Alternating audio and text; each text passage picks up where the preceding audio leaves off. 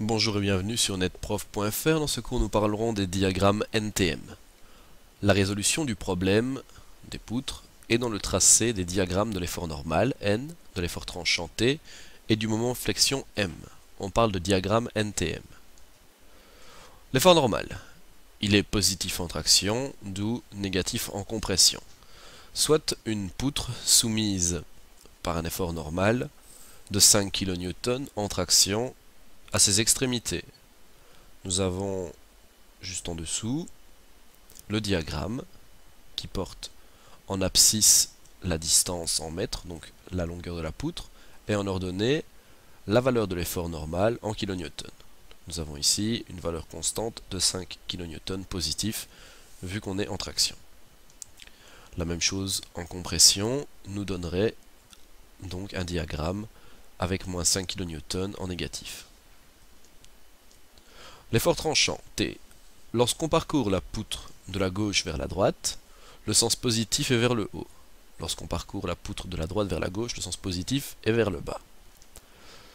Alors soit une poutre d'une certaine longueur, à ses extrémités on lui applique des efforts de 5 kN qui sont orientés vers le haut, et au centre de la poutre une force de 10 kN orientée vers le bas. Le diagramme se présente comme suit. Nous commençons pour 5 kN vers le haut, donc nous montons de 5 kN, nous avons un effort constant de 5 kN.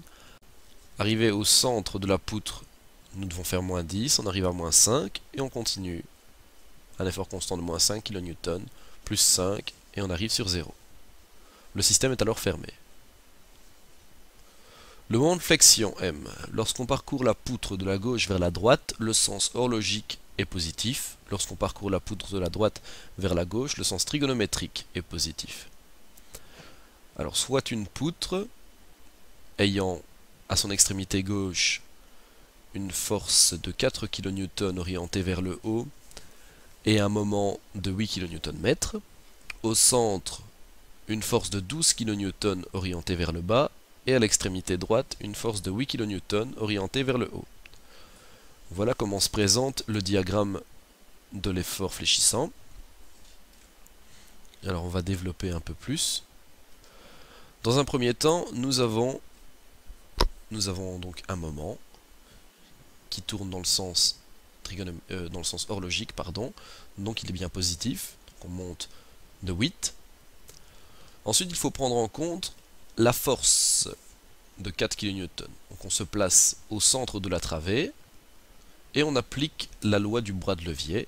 Donc on a la force 4 fois 2, car on est à 2 mètres. Ça nous donne 8, auquel il faut ajouter le 8 kN préalable du moment. Donc on obtient 16. Et ensuite, nous avons toujours nous plaçons ici à l'extrémité droite. Nous avons toujours notre moment de 8 kN, auquel on va ajouter notre force de 4 kN fois maintenant un bras de levier 2 fois plus grand, donc fois 4, moins, car on tourne dans l'autre sens, 12 fois 2, on obtient 0. On peut ainsi fermer le système du moment fléchissant.